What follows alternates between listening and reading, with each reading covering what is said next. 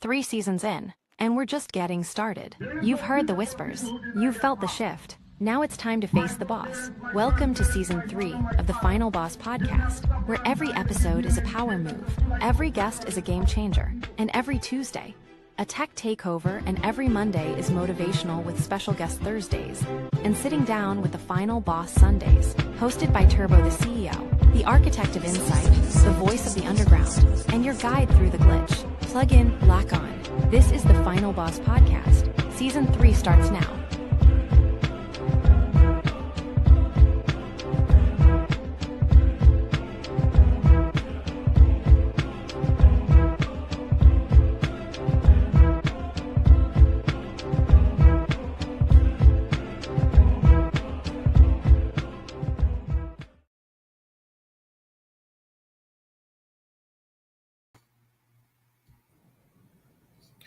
Ladies and gentlemen, welcome to Special Guest Thursdays. Tonight on Special Guest Thursdays, we have an amazing guest. Let me tell you, it is the Jhonny Rio, also known as my brosen. And he's here tonight, and we're going to be discussing all types of things. Tonight's episode number 107 is how to deal. And you're asking how to deal? We're going to tell you exactly what we're going to be talking about on how to deal. So before we get into it, again, welcome to the show. Wherever you are around the world tuning in, we appreciate you. And as always, this is our greeting of the day. Good morning, good afternoon, good evening, and good night. And again, thank you again for joining us. Please continue. A little couple, you know what? I have some admin notes I want to give out. Please continue to send us your DM messages, your emails, whatever way and whatever form you're using to get in contact with us, letting us know if you're enjoying the show and letting us know exactly what stands out to you. If you have questions, if you want to be on the show, just let us know at info@TheFinalBosspodcast.com. Again, the email is info@TheFinalBosspodcast.com, all one word. And you know what, man? This is going to be a great and amazing show. Look, I've been waiting to get Brosen. He's so busy. Listen, he's a global citizen. Look, the accolades could go on for days, but this part right here is my dear heart. He's my brosen. And look, we are going to get into it tonight on the Final Boss podcast. You know what? We're going to start with our brass tacks. Our brass tacks for tonight. Our brass tacks for tonight is live and work, but do not forget to play. To have fun in life and really enjoy it. That's our brass tacks for tonight. There's no author, so we're going to say it's anonymous. And, man, how you feeling? I'm blessed, brother. Brosen, cousin, primo, mi hermano. I feel fantastic. 107 episodes. Is that what? Yeah, 107, man. Season 3 episode. Let me just take a second and just clap that up because that is. Thank you, sir. Thank you, sir. That's called beyond building habits, right? So you beyond exceeded, what a lot of people would even think about doing. So congratulations, and I know the journey's just begun, but let's celebrate that moment as well. Oh man, thank you so much, cuz I appreciate that, man. Yeah, I did a statistic on that, man, and the statistics say, when it comes to podcasting, anyone that makes it past episode 10, you're part of the 1%. Oh, wow. Okay. Yeah. Okay. And it gets even smaller after you reach 100. And then the pinnacle is like episode number 200. Oh, man, okay. You're out of here. Yeah. Get some milestones done. Okay. I love it. Yes, sir. Yes, sir. Mm-hmm. So, a little bit of background. We had you on for season 1. Yes. Right. We had you on season 1 at the very beginning. I know. We didn't have the software set up. We didn't have it was incomplete. But you know what? Thank you for coming on, man, and through the issues and the technical problems we were experiencing. We got it through, and it's still out there. So if you guys want to go check out that episode, it's still out there. So episode it's in the beginning. So it's like in the teens or something like that. But it's in the first season, and you can find that on our YouTube channel. To my warriors, to my motivators, to my smarts, to my final bosses. Tonight, we're not just going to be talking about winning. We're going to be talking about how to manufacture champions on a whole different level. Now, I have the motivation show on Mondays, and on Sitting Down with the Final Boss Sundays, I dibble and dabble on leadership and things of that nature. But tonight is special. Tonight, with the brosin, that's right. If you're not familiar with that term, I created it, I think. That's right. Combination of brother, cousin. He's my day one. He's the ride or die. He's Jhonny Rio, and he's in the house. Let's give him a clap again. Oh, man, I love this dude. I appreciate you. He's been with me through thick and thin, through the trenches, through victories, and yes, through some questionable, fashionable choices. That's called life. Hey, listen, should we tell him about some thrift shop and our man of the hour, Sergeant Rockhead? Sergeant Rockhead, man. Look, salute to Sergeant Rockhead, man. That was part of that was part of the childhood upbringing, and gentlemen being of a certain age, beyond 50, to still think back on those moments of childhood, man, where we literally were commuting as little kids with our parents, to go to work, and for some reason, some thrift shop and Sergeant Rockhead just brought us that joy, man. I'm thankful to at least be here to even have those kind of thoughts and still have that same laughter with you that we had when we were freaking.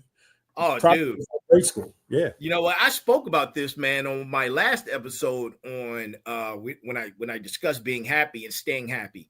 Yeah. And having things in your toolbox where you could pull out in those moments that you are facing challenges, where life has got you down, you can go into that toolbox and you can find some joy. That's one of those moments, man, where I can sit back and be like, damn. Then I start thinking about us and traveling up and down Pennsylvania Avenue and seeing the sub-thrift shop. And then we start talking about Sergeant Rockhead. And look, and then and then I start thinking about Ralph and Dan running around in the scrappy new underwear. They're gonna kill it. Look, they're gonna kill us for this one. Oh, yeah, they definitely good. Shout out to my brothers, man. E and Ralph, man. I love you guys, man. Listen. Yes, sir. Throw that out there. Oh, man, yeah, those moments of joy, man, are irreplaceable, and continue, even at this age, to bring happiness. Absolutely. Yeah, very true. And I had to put this out there too. I was famous for walking away with one of your polos, one or two. You had the greatest polo collection that I've ever seen back then. And you know how you say, oh, man, thanks, cuz. You're not going to miss this one. Look, I appreciate that after, 40-some years. Or right. My sisters also, shout out to them. Right. They also confessed to raiding my closet, going shopping, when I was away. Me thinking somebody random was stealing my stuff. They were like, oh, no. We just went shopping and enjoyed all the stuff. So at least somebody had some enjoyment from the stuff. So hey, man, all is forgiven, all is well. Look, man, it brought me great joy to the point where I would build outfits around the shirt I got from you. Whole outfits. Maybe this should be the final confessions. I don't know. I know. Man, it was better than going to Marshall's, let me tell you. Good times. It's all good. It's all good. So look, with that same energy, man, give me 2 seconds. I need to it's not going to be on there. Okay. With that same energy, you've been building and working with numerous of corporate organizations, helping them build multi-million-dollar empires. And this is what entrepreneurship is all about, man. Yeah. And it's bigger than I, it's bigger than you, it's bigger than us. It's the broader picture. And it doesn't matter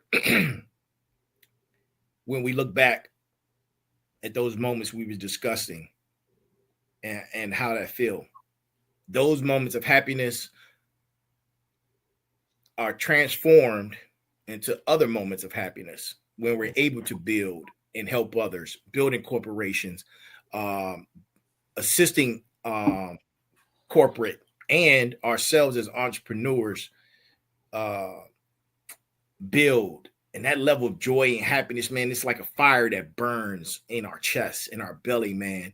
Yeah. And the vision in mind. We've been building for such a long time. Yeah. Yeah. Very true. It never goes away. It's either in you or it's not. You know, that's the way I look at it. From a perspective of being in the right table, in the right room, and being able to add value. That's always been, an earmark, I think, of pride to demonstrate that those types of skill sets are wanted and needed, right? And then the reverse side is they actually want to compensate you for those things that you bring to the table. That being said, love the big guys, but I really, really, really love the little guys. Absolutely. Being an agent of change and looking at that small entrepreneur that may have birthed an idea but doesn't know what are the next steps. I love being able to go in there and, quite frankly, if I sit down and talk to someone about building a business or a business plan, and you and I have even had this exercise, you can be a firsthand testimony, is I want to talk you out of it because I want to tell people you got to be almost crazy to start a business, right? Absolutely. That hasn't been done or may have been done by many others, and to carve your niche, create that lane, and in that space. And so if you can get past those certain tests, man, and have that fortitude and gumption, it's really about attitude, man, and how you approach it. If you are ready for the pitfalls, the ups and downs, the emotional roller coaster, but all the same while being thankful in that process, I'd be ready for it. So, love the bigger companies. Right. Absolutely. Enjoy them, and they are necessary, but the little guy is just as, to me, in my opinion, is more valuable. Absolutely. That's really the heartbeat of what we stand for. Yep. Absolutely. And in your statement, man, you made two profound statements I'd like to bring up, right? And the first was, yes, how you've been assisting me. And as a matter of fact, for the my IT government contracting company, which is Saturn Digital Networks Development Corporation, the Brosen. How does this sound, Mr. Vice President of Operations? How does that sound? That has a nice ring to it. What do you look? Let me go ahead. Woo! Listen, and again, that's just, there's so many different things that we've worked on. Especially behind the scenes that people aren't aware of. Yeah. We don't have to have our name attached to all those things for the glory. I mean, the reality is we lean on each other for different skill sets, right? Different functions that we all bring to the table. So I'm honored and proud to be a part of the Saturn Digital Network in the vice president capacity, because we got some good work and projects coming. So absolutely. Cuz thanks, man. Look, I'm glad to have you. And we've been doing this our whole life, man. We've been doing this our whole life in so many different capacities, even as children. Even as children. What was the Green Machine? Oh, man. Listen, if you weren't born, if you didn't have the 70s, 80s childhood, Big Wheels and Green Machine. Oh, man. Man, you were missing out. Listen, I love all the automated toys now, and what is the Roblox and the video games. We have some video games, obviously not as technologically advanced, but man, it was nothing like being on a freaking Green Machine or that Big Wheel, boy. Oh man, what you talking about, man? Green Machine ruled the neighborhood. If you had the Green Machine, you was king. Yeah, absolutely. I had one, but I think I found it. Sorry about that. You said what? I said I think I found one, but I still wrote it. Oh man, I didn't know that. That's cool. You mentioned tests, right?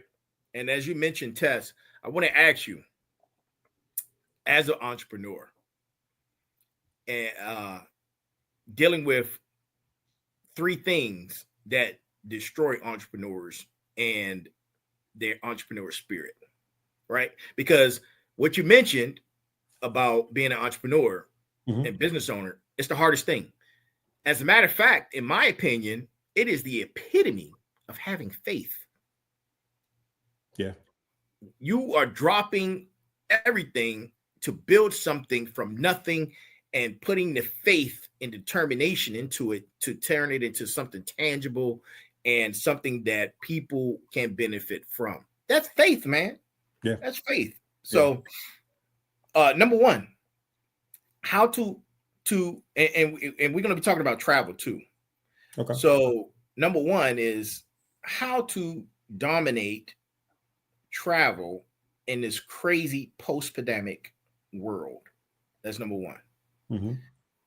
Number two, how to demolish gatekeepers who tried to block your path, because they're out there, the naysayers. Yeah.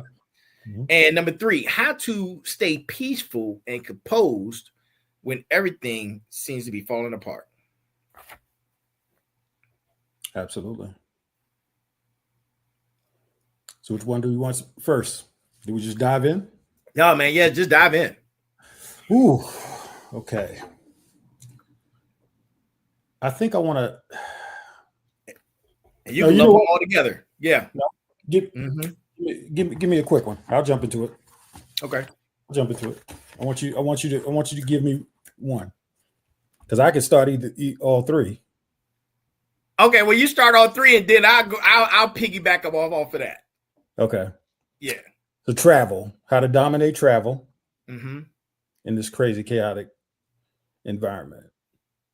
The biggest thing, and we are going to talk about the fun pieces of it. This is, as a person that has traveled a few places, my backdrop actually here is an homage to Cape Town, South Africa, Robben Island. Okay. That's where Mandela was jailed. He was also jailed in Johannesburg in Constitution Hill. Okay. But we had the opportunity to go and take a tour of this actual island that is off the coast of Cape Town. So anyway, we'll talk more about that. But when you are traveling, and I'm speaking to my lovely Americans, right? So in the context of us in this great country, we have to be way more vigilant these days in terms of how we move and how we operate. Yes, the U.S. passport is wonderful. It has afforded us an incredible amount of opportunities. But with this geopolitical climate, we just have to be way more vigilant how we move. Go have a fantastic time, right? So if there are places that you want to go visit, have an incredible time, enjoy yourself. I will say we just need to be way more aware that the world is bigger than just our borders. What I mean by that is there's been numerous articles of people entering our borders illegally and that kind of stuff, or doing certain things that are against our customs and laws. Well, guess what? Each and every country around the globe has their own sovereign rights, laws, and customs. And so when you are traveling, one of the main things you have to do is really understand, the safety, the customs, the laws of what's going on in that particular country. Just because we can take a drink and walk down Bourbon Street or Las Vegas, where I live, in certain areas, doesn't mean you can do that, or it's a lawless society where you can do anything you want to do in these other countries. In fact, a lot of these countries now are trying to catch you doing things that are wrong. Right. I'll actually lean back to an experience that you and I had, and I unfortunately normalized it a lot of times when I first started traveling to South America. Okay. And you would get pulled over by the policia. Yeah. And all of a sudden, it's some minor infraction. They won't let you go. They're going to tell you that, no, we have to go to the jail. You have to pay this fine right now in cash, or we have to take you to the jail and process you. Right. And so the reality is these people are struggling. Yeah. There are levels of corruption that are out there. So you got to be aware of that. But the main thing is we don't want to give them any ammunition to target us. And we did nothing. I'm speaking specifically of when we were in Santo Domingo, Dominican Republic. And I remember right. I pulled over probably 3 times in a 5 or 6 day trip. And we aren't breaking any laws, wrong turns, any of that kind of stuff, but they kept pulling us over for very minute infractions. Mm-hmm. And at the end of the day, they still just wanted a few pesos to go on about their business. Yeah. You know, we would give you the shirt off our backs if you asked the right way. I just don't want to be strong armed, and I don't care what the amount of money is. I want to be left alone. So you just have to be conscious about how you move around. The reason why we got pulled over in hindsight was there weren't a lot of people driving around with all these stickers for rental car. Yeah. So they knew that the local, I'm telling you, they knew that the locals weren't typically renting a car, riding all around Zona Colonial and all throughout Santo Domingo. Mm-hmm. And so they target people. Doesn't matter if you share, this same skin tone or any of that stuff. You are a foreigner to them. It's not a bad thing. Yeah. But the reality is they are trying to make it through the next day. So again, how do you process those things? Do you take it personal? Do you get into a combative argument where they're calling more reinforcements? It's not necessary. It's all about survival and going on to the next situation. Absolutely. Right. So you don't have to escalate so much. We do have our rights, but our rights are different in these other countries. Should they be the same? Absolutely. That's a different topic for a different day. But as travelers, we have to make sure that we are on foreign soil, foreign territory, and we have to understand what those rules of engagement are. So again, go have a great time, enjoy all the festivities, but you have to be cognizant of where you are. Absolutely. Yep. May I share another story? Absolutely. Go ahead. It's your time. There was a young lady, this was many years ago, and I won't name names, but I'll just kind of name scenarios. In Aruba, hanging out, and there was a group of young Americans that tried to sneak into a club. Okay. And so one of them was familiar with my daughter. We were on, a little vacation, and there was a situation where they had tried to sneak in. Okay. To the venue. That's a no-no, right? Because at the end of the day, you can be younger in these countries. I think that's probably 18 or up in this particular country, but having no ID is a no-no, right? So they don't want you in their venues because it's a liability, the same way it's a liability in the U.S. Mm-hmm. With these young American visitors decided that they were going to sneak in. Although they weren't let in, some of them snuck in, and they decided to hop over a little fence. Right. The younger us, we probably would have did the same thing, right? Mm-hmm. Where I had a problem was they decided to stand on top of the bar. Oh, okay. That so part. Not only did they sneak back in, now they basically did a middle finger to the staff that didn't take too kind to it. And so what proceeded next, man, was almost a violent exchange of grabbing these young women, almost tossing them to the street, right? So, wow. I was familiar, not saying that these guys at the discotheque knew me, but they were familiar with me. So I kind of jumped up and just said, hey guys, not be gentle, but don't be so rough with these young ladies. They're, de-escalate the situation. De-escalate the situation. Yeah. And while I'm trying to do this to help the situation, which I had no dog in the fight, one of the young ladies basically told me that she knew what she was doing, and in so many words, to mind my business. Oh. No problem. Since you know so much, not my problem. I went and sat down and I proceeded to mind my business. Was I concerned? Absolutely. But when people don't want to listen, there's only so much you can do to help them. Even in that moment, I still explained to them. I said, listen, what you can try to do and get away with in your hometown, wherever you're from, that's not going to fly in this other country. And the consequences was they were calling the cops. And I actually asked them not to. I said, listen, just don't let them back in. And I explained to the rest of the group that was actually willing to listen. I said, you guys are in a foreign country. You must have ID with you at all times so that you don't face the issue. So again, one bad apple potentially was going to ruin that particular crop. But I did what I could, but I witnessed the arrogance of a foreign traveler not respecting a basic law just because they just didn't feel like it. So again, even when you're trying to help others out, sometimes that can be a bad situation as well. So again, try to do as much as you can to de-escalate, diffuse. But if people don't want your help, it's only so much you can do. Absolutely, man. Absolutely. And thank you for that, man. You know what? Speaking of travel, we've traveled to many places together. And today I was just in a mood, man. I found an old picture when I was in PR at an island. Shout out to Puerto Rico and shout out Culebra, man. Culebra Island. Oh, bro. Yeah. So breathtaking, untouched. You talking about God's fingerprint, man. And it's listed in the top 10 of most beautiful places on this planet. So oh wow, okay.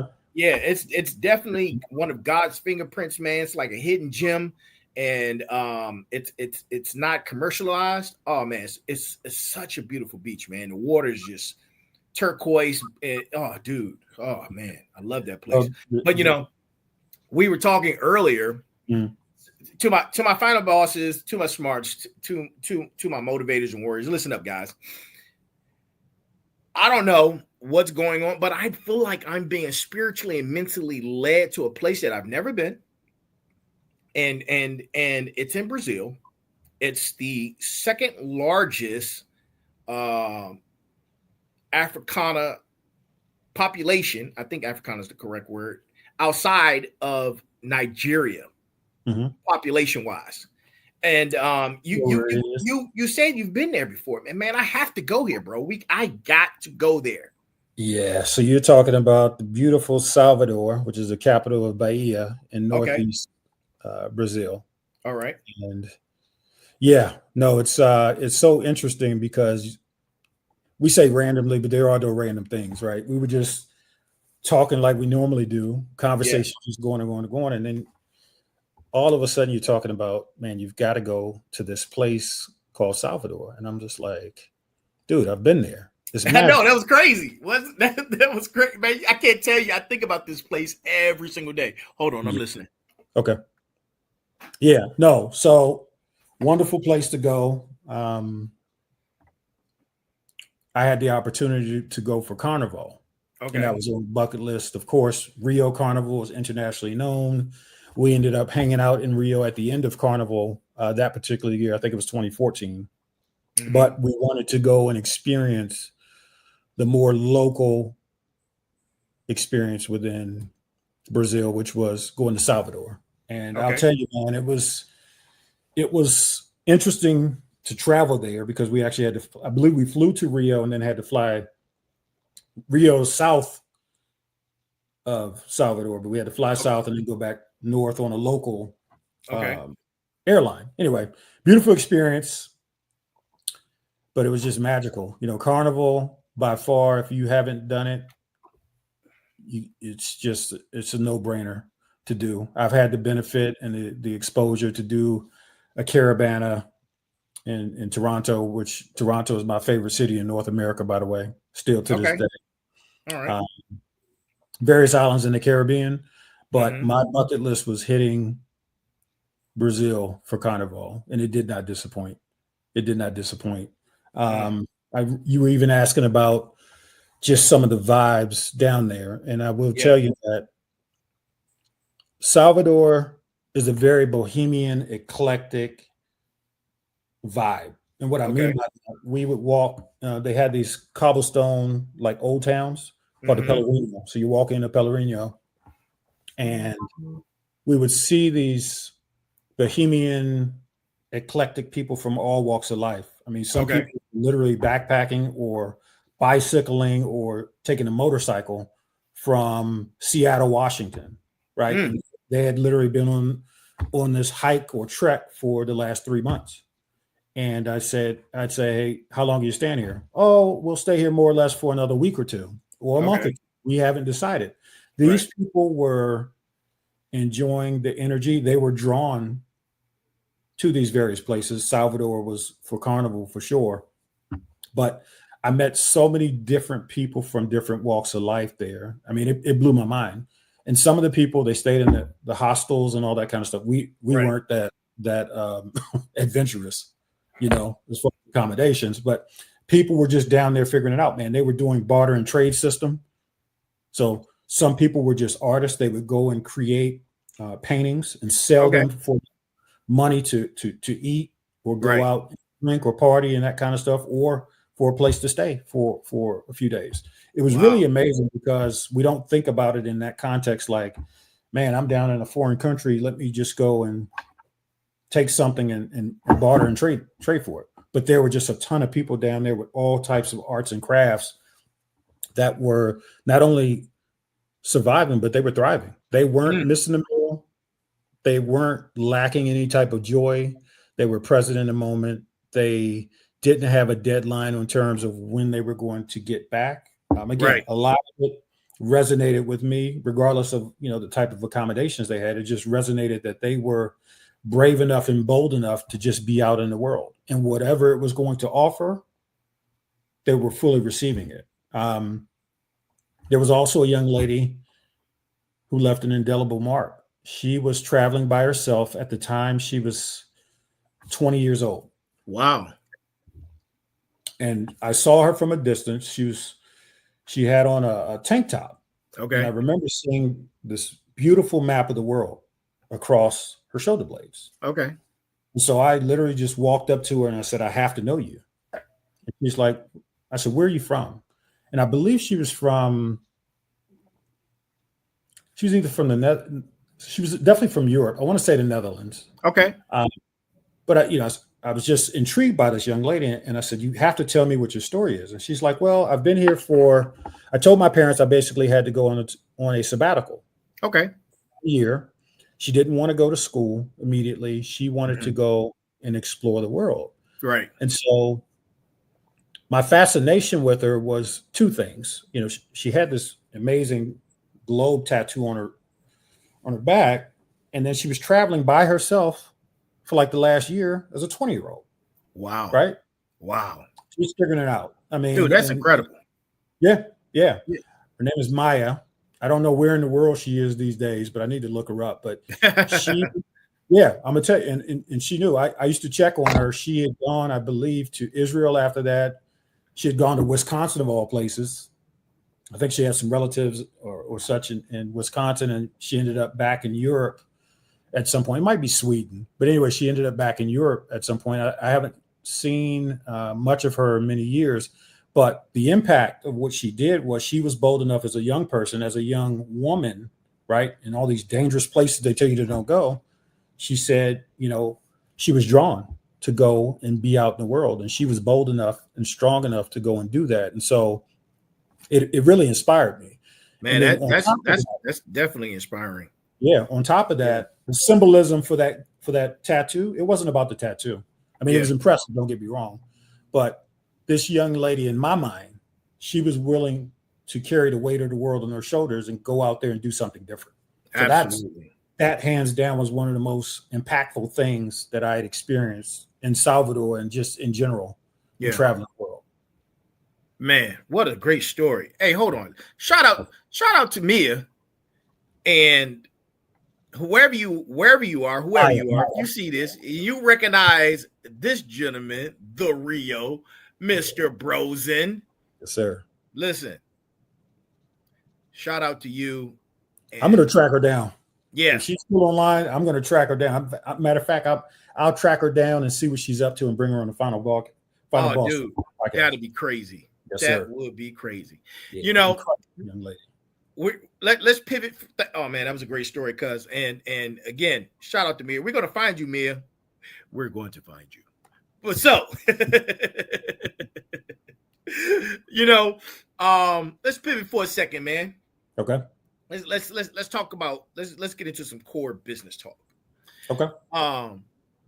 Rio, you've been fighting the entrepreneurial war since 2002, right?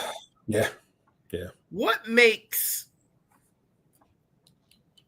this moment in this conversation different from every other business interview that you've witnessed or seen or heard?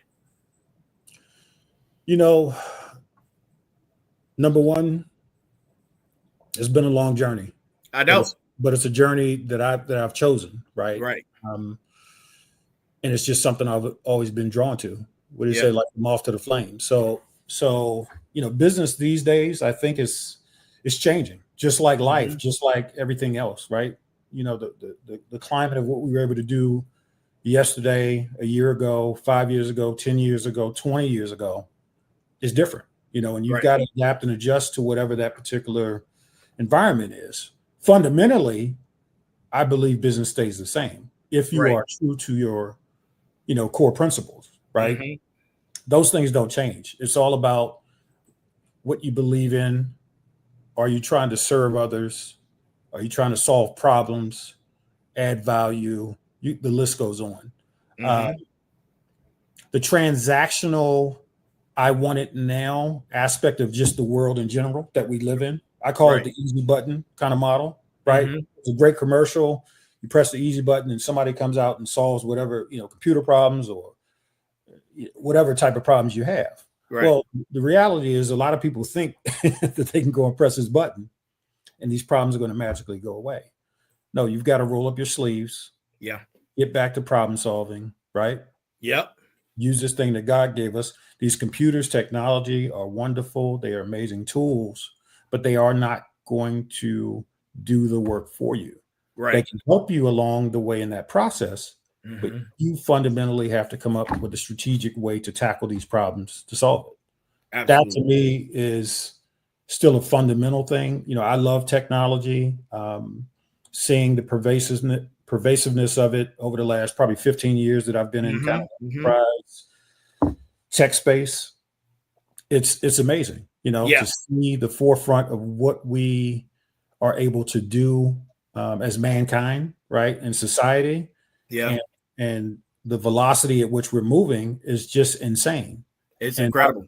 We're having a streaming, conversation right now where I remember having a little USB to connect to my laptop for Vonage so I could talk, back in the US. That changed my life and allowed me to travel probably back in 2007, 2008. And I thought that was the cutting edge. And that thing was on a choppy public Wi-Fi service. And I just didn't want people to know that I was out of the country, that I could speak. Okay. Right. We can have Wi-Fi calling, VPN service, and you can be anywhere in the world, damn near, and still be able to connect and get things done. Man, we are living in an incredible time, right? Yeah. And so, yes, we can sit there and think about all the bad things as far as business, and I don't want to talk about tariffs and all these other crazy things that are going on, but we have the ability now with technology to dictate a lot of what the outcomes can be. And so I am excited and elated about business and the opportunities for the quote unquote average person, man, to rise up.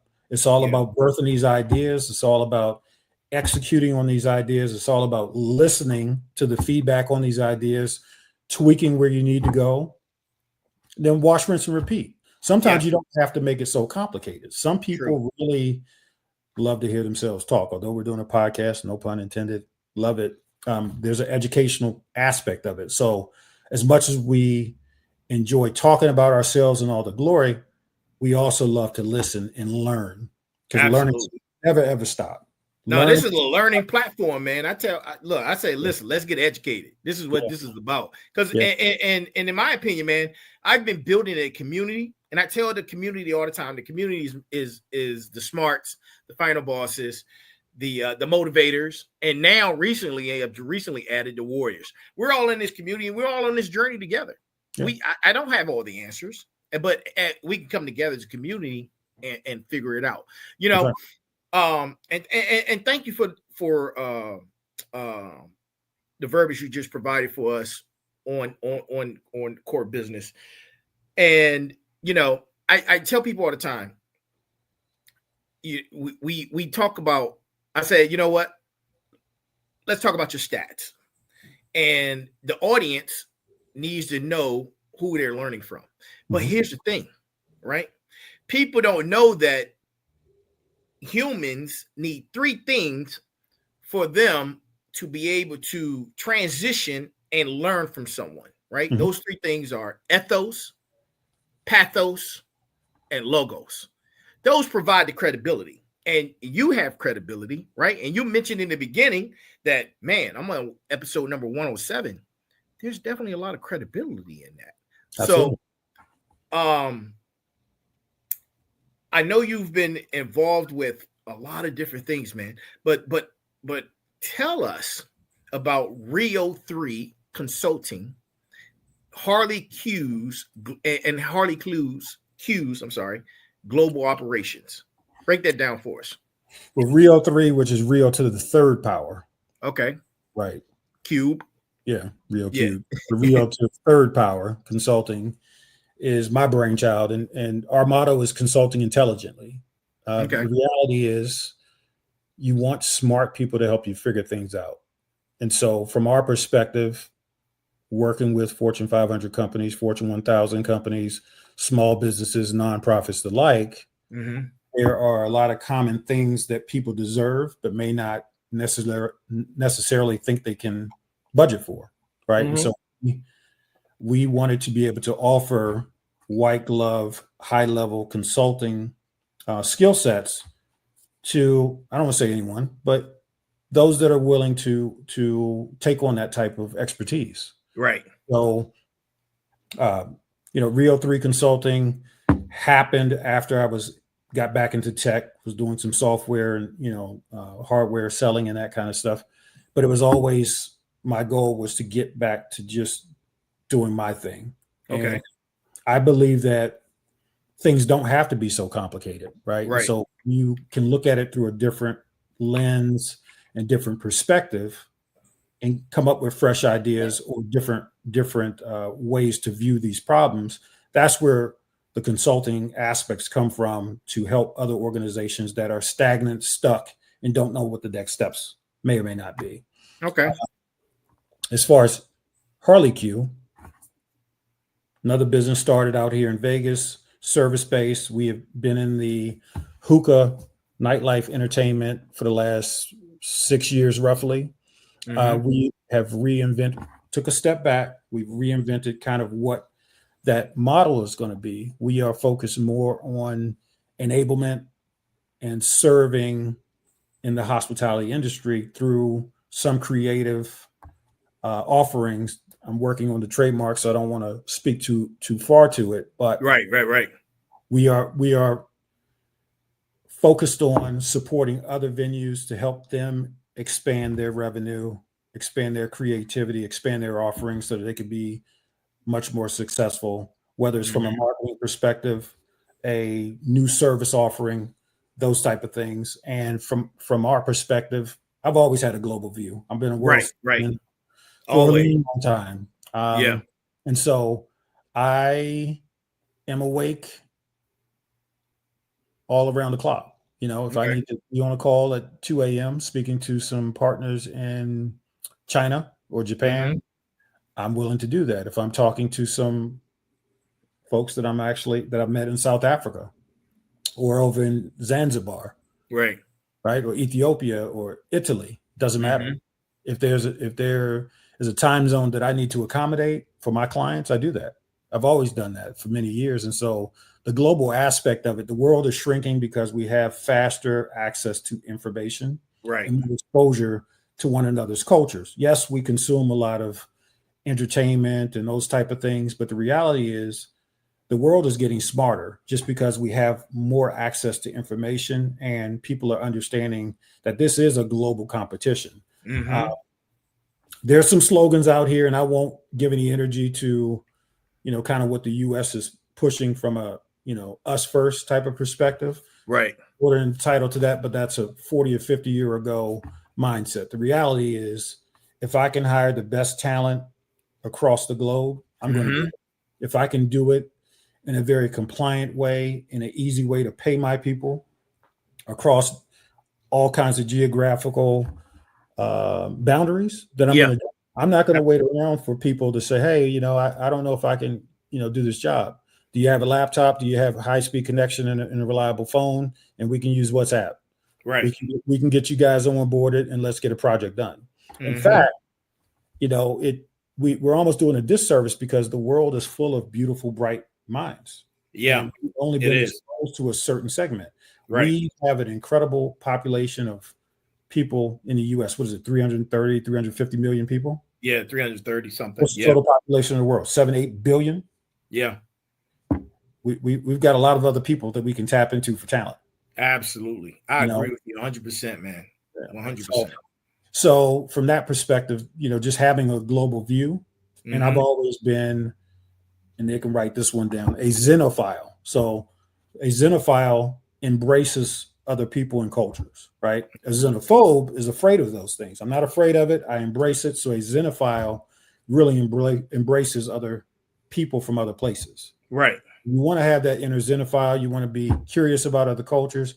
But guess what? Just beyond having a good drink on the beach and hanging out, there may be some business opportunities that you can actually talk to these people about. So we're working on some other projects. Like I said, I don't want to get too far ahead of it, but we are actively looking at other projects around the globe, and we're excited to build these partnerships and networks. And, I'm glad you said that, man, because SatDigiNet, Saturn Digital Networks Development Corporation, only wants the smartest and the brightest minds from all over the world. Man, you go to these other tech companies and campuses, that's what you see, man. You see diversity. You see diversity on these tech campuses, and it's a hidden secret that nobody's talking about. They have the greatest minds around the world on these tech campuses, the Googles, the Apples, and so forth and so on, man. The Plantiers, the Palantirs, I'm sorry. Man, it's so many. It's just so many. As you were just talking, I was just thinking, I was like, man, Brosen has a lot of titles. The mayor of Vegas. Businesses and entrepreneurs, they call you the hired gun, man.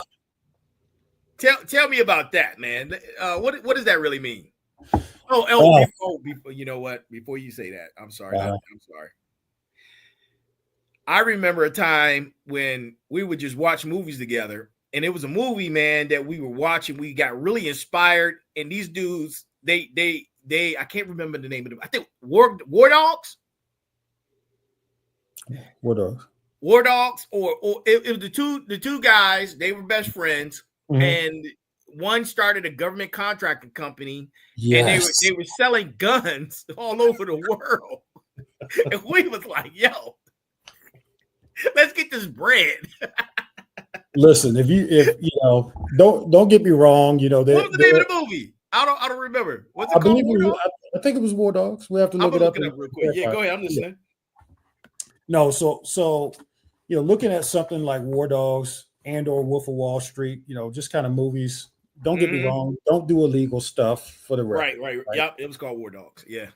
Don't do illegal stuff, but you need to learn from the principles that these guys were able to pull off. These guys built an incredible network in some very, very dangerous places with not a lot of experience. Yeah. But the one thing that I remember about that movie, or just in general, is, and this is just a business principle. Get the deal signed first. Get the deal. I used to believe, man, we aren't ready. We don't have the capabilities. We don't have the resources. We don't have this. We don't have that.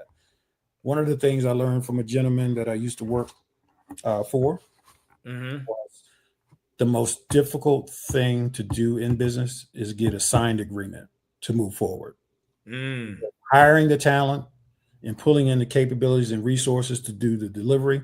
Again, don't overcommit on things if you don't know how to pull those moving parts together. I'm not saying do that, but the hardest part is to get the deal done, signed.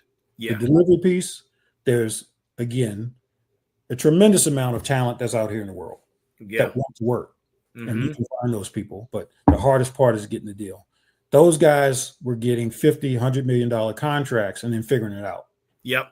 When deal or option A fell through, they went to option B. When option B fell through, C. These guys were down to the TUV, whatever. Yeah. We're figuring stuff out, going to these foreign countries and driving across countries. Again, don't do anything illegal. I can't stress that. Right. But do think outside of the box. Mm-hmm. Do think outside of the box. Absolutely. So, we need a little pause for that. Just let it resonate. Let that resonate, ladies and gentlemen. Yeah. Let that resonate. That is the brosin. That is the brosin. Look,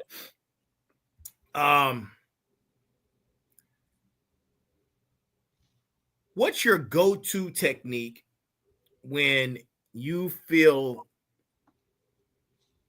yourself losing composure in real time? What's your go-to? God. What I mean by that is if you are doing your work spiritually, and don't get me wrong, the days that I slip up for sure, but I thank God as many times as I can. And when I forget to, I apologize and thank him extra. Right. Okay. But I pray to God to give me peace and balance. Right. Because things more often than not won't go your way. The one of the craziest things that we all believe is that we are in control and that we have more of this proverbial thing called time, or absolute thing called time. Yep. Right. I believe that things will happen when they're supposed to. And if they don't, there's a lesson to be learned from it not happening because we wanted to. Am I disappointed? Absolutely, just like anyone else. But I'm not going to let it defeat me or deter me from the ultimate goal. Because if it didn't happen today, I'm going to get at it tomorrow, next week, next month. Right? It's all about understanding that timing is everything. Right? And so some projects won't happen. They may never happen. You put forth your effort and you leave it up to whatever the will is to be done. From a business perspective, you obviously have to stick, and especially if you got to keep the doors open and lights on, you still have to follow up and follow through. But absolutely, one of the most powerful things, and I may have talked about this when we had our first episode, was the power of no. The faster I can arrive at a no, faster I can arrive at a no, or you can give me a no, then I can allocate my time towards something else that may be a potential. Correct. So I don't get too high on the highs, low on the lows. You got to stay balanced and just know that the next opportunity is going to come your way if you have that right mindset and you are really grounded and firm in your convictions. Because from my perspective, God told me, hey, I got you covered. If you lean on me and you understand that I'm in control and I told you to follow me, it's going to work out. I don't get too high on the highs or too low on the lows. I just, my biggest focus is to stay evenly yoked because I know the next opportunity is coming. Yeah. And it's hard, right? Because in that moment, you got the pressure of the world, the financial stuff. Listen, I put my pants on one leg at a time, just like anyone else. And those pressures do come, but you can't let it consume you because guess what? Your blood pressure goes up, you fall over, have a stroke. Those same problems will be there tomorrow for somebody else to deal with. So you better make sure you're taking the best care of yourself and staying balanced so you can enjoy when you get those wins. Okay. Yeah. Man, that would be a great title for a book, man. The Power of No. And how you broke it down. Oh, dude, let me tell you. That got my bills and gears spinning. I know you mentioned it before because it was on the first episode, but now that you conveyed it again, man, I'm like, yo, that's a great premise. Speaking of which, and it's a profound statement. Speaking of which, give us a real world example where staying composed saved the deal. Oh, okay. Which is a good deal. Again, some of these things I try to just be careful about, just in terms of what I'll give you a deal I'm working on right now. Okay. Right? Okay. The composure, I'm just talking at high level. Right. There's opportunities that are around us all the time, right? Mm-hmm. So I'm in Vegas working with a pretty large casino. Okay. For one of these hookah programs. Again, all right. Different hat.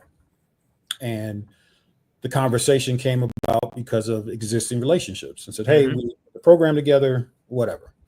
So I've got a vendor that's got an incredible product. And, again, people say, oh, I like this product. I like that one, whatever. What I focus on is making a customized proposal to a specific client or partnership to satisfy all the needs. Okay. And what we came up with initially was, yes, we like this product. We want to move forward, but we've got to go through approvals with management, with the other team members, what have you. The short version is this has been about a 2-year engagement. Okay. Now, have I been talking to these guys for 2 years, weekly? No. Monthly? No. But there'd be times where we would kind of jump in. There'd be a lot of action, a lot of activity, and then it would be almost like getting ghosted. Okay. Then all of a sudden, months later, hey, sorry about that. It looks like we've got some traction. Let's take another look at this opportunity. And so you get all excited. You rally the troops. You come up with some new presentations and demonstrations and all that kind of stuff, meet in front of, entire teams. And so I've done it enough where in the last 6 years or so, we had about 20 different venues throughout Vegas, right? Okay. Some on strip, most of them all strip, local to large casino corporations. And so when I've gotten to a certain point where they want to meet up with their teams, then I know that there's kind of a, let's get this paperwork done and get in motion. Even with this particular opportunity, we did that exercise in November, December of last year. Okay. We met up, we talked about meeting up. We met up in January, mapped out kind of the new launch into the spring, which is the busy season. And they were going to do these approvals. And in front of me, hey, we're making a, executive decision amongst our committee where we don't need anybody else to sign off. Let's get started in about a month. Sounds wonderful. Again, I'm excited, cautiously optimistic because, again, this ain't my first rodeo. Well, fast forward to the end of August, we still have not started this particular engagement. Okay. Am I disappointed? No. Did I still want to have it happen earlier? Absolutely. How I got to a point where I didn't let it consume me was, again, timing. If it's meant to be, it will happen at the right time. Well, absolutely. 2 weeks ago, random text, hey, I'm so sorry it's taken so long. We want to move forward with this, with this program. Of course, the person in me says, man, okay, I'm so confused because we just missed the high season. Right. Rio, the high season of 2025 wasn't meant to be for this particular program. Looking backwards is not going to help what we need to do moving forward into next year. So what we're going to do is build out a nice pilot program moving forward. We're doing some vendor onboarding paperwork now. I don't care what happened or didn't happen for the last 2 years.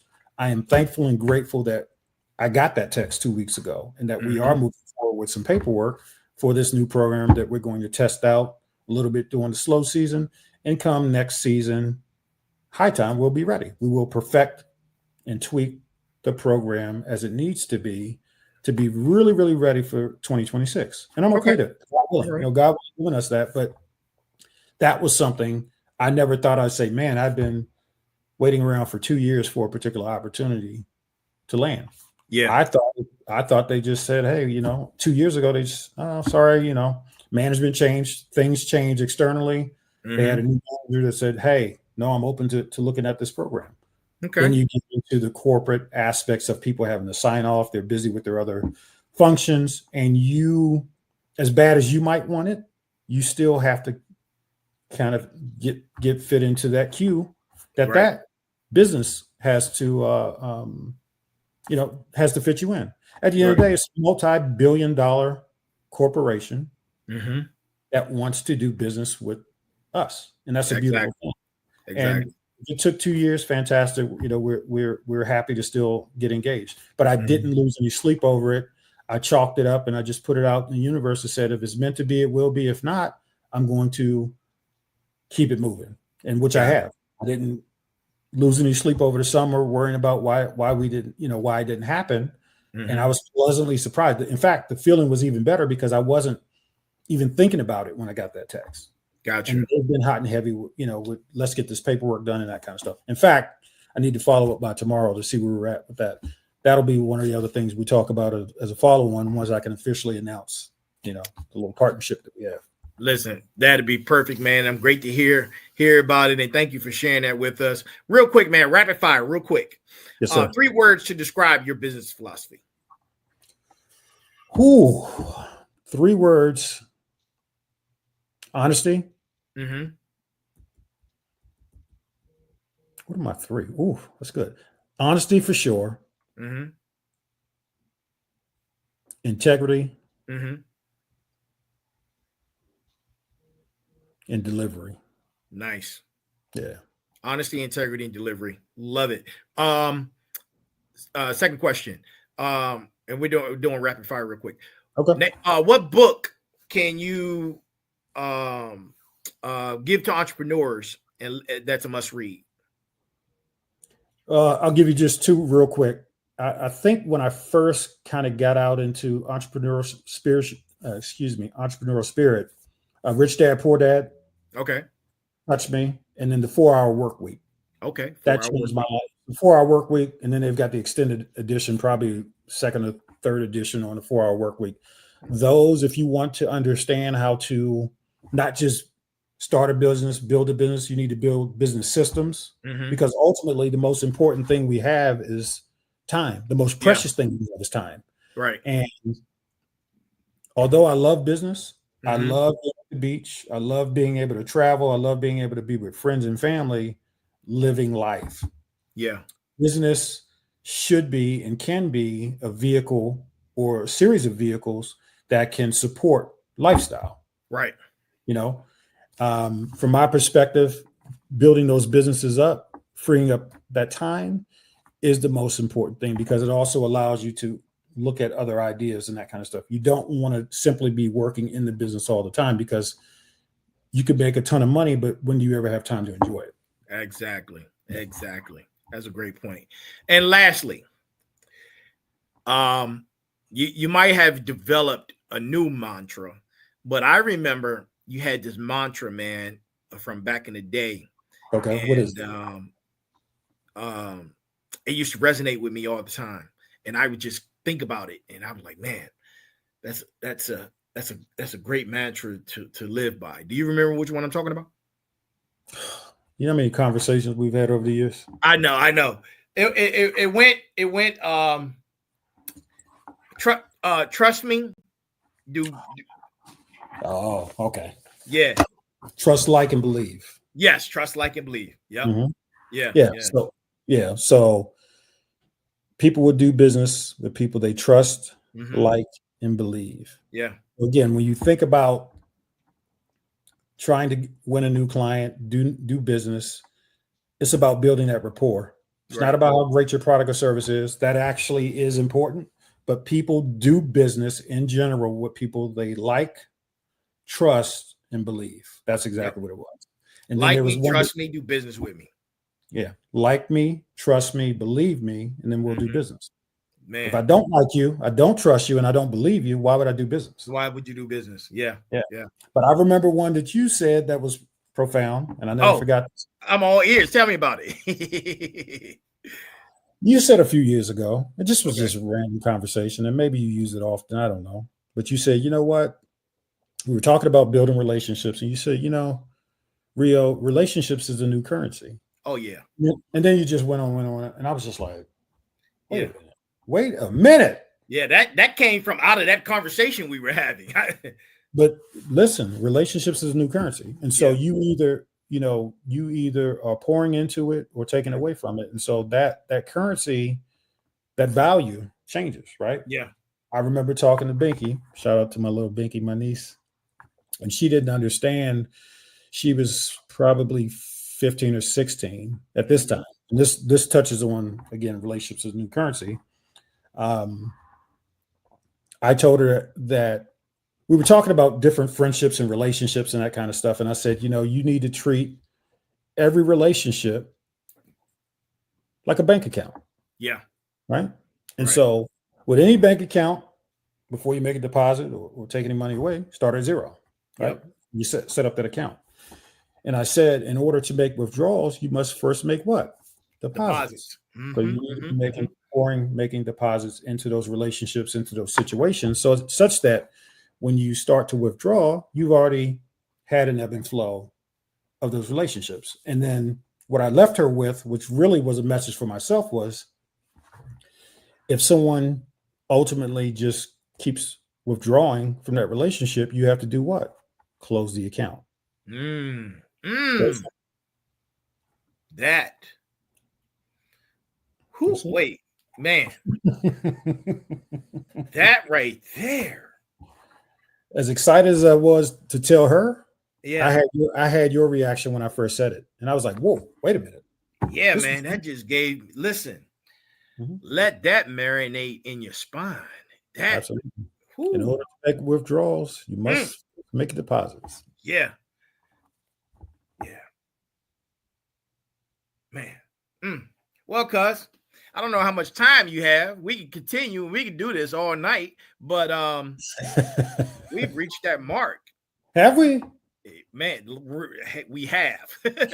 we're gonna have to do a follow-on. This hey, man, we definitely can do a follow-up, man. Ladies and gentlemen, the Brosen, the Rio, Jhonny Rio, CEO of RIO3 Consulting, HarleeQs.